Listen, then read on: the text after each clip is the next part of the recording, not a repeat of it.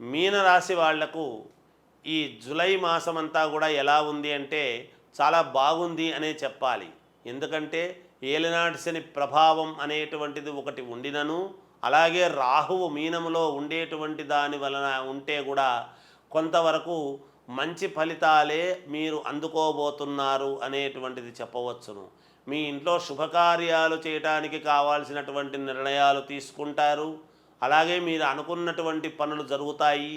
ఇంట్లో మీ శ్రీమతికి కావాల్సినటువంటివి చాలా యోగవంతముగా నడిచే అవకాశము ఉంటుంది. ఉన్నట్టుండి మీ ఇంట్లో మీ శ్రీమతికి, మీనరాశి వాళ్ళ ఇంట్లో ఆడవాళ్లకు అంటే శ్రీమతికి ఆ అనుకూలముగా మేలు జరుగుతుంది గాక అనేటువంటిది ఉన్నది. అది ఏ రకమైనటువంటి మేలు అంటే వాళ్ళకు అనుకూలముగా చూసుకోవాలి. అలాగే వ్యాపారము చేసుకునేటువంటి వాళ్లకు చాలా అనుకూలముగా ఉన్నది.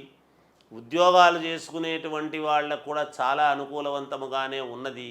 అలాగే మామూలుగా ఎక్కడైనా విదేశాలకు వెళ్ళాలి అనుకునేటువంటి వాళ్ళు వెళ్ళవచ్చును.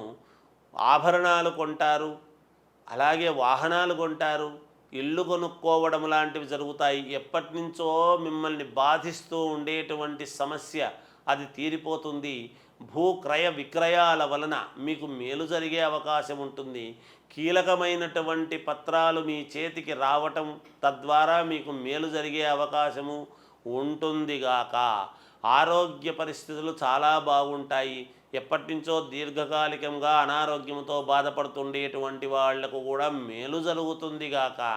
అలాగే దైవ కార్యక్రమాలలో, పుణ్య కార్యక్రమాలలోనూ మీరు పాల్గొంటారు. కొన్ని విశేషమైనటువంటి పనులు మీరు చేసేటువంటి దానికి ఎక్కువగా అవకాశాలు ఉన్నాయి.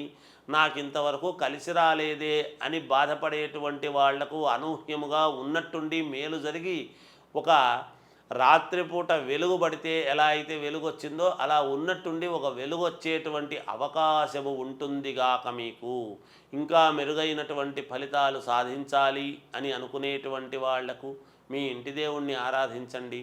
మేలు జరుగుతుంది. జయోస్తు.